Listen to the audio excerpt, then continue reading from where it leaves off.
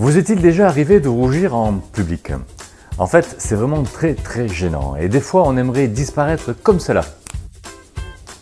Malheureusement, on ne peut pas disparaître, donc il faut faire face. Face à un regard qui nous fait un compliment et qui nous fait rougir, ou bien face à une multitude de regards qui sont pointés sur nous et qui attendent qu'on s'exprime. Si on rougit, c'est parce qu'on est convaincu que l'autre ou les autres ont découvert qui nous sommes réellement, alors que justement nous tentions de paraître comme quelqu'un d'autre. Quand le décalage entre qui nous sommes et qui nous voulons montrer est visible aux yeux de tous, on se sent honteux.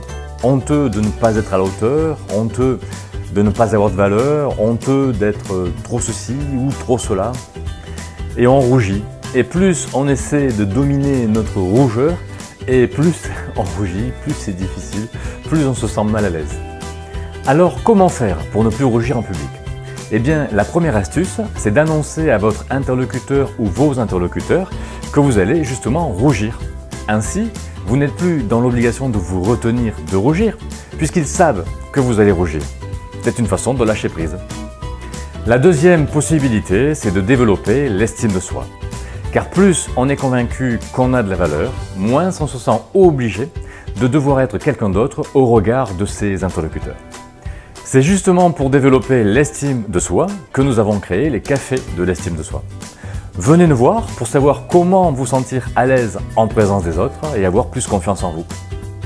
Pour connaître la date des prochains cafés, cliquez sur le lien qui est soit dessous, soit dessus cette vidéo. Ne passez plus à côté de belles relations. Venez boire un café avec nous.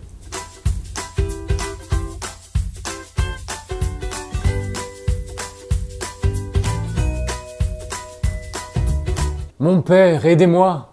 Dites-moi ce que je dois faire pour ne plus être timide. Mon fils, lève-toi et marche. Va au café de l'estime de soi et audacieux tu deviendras.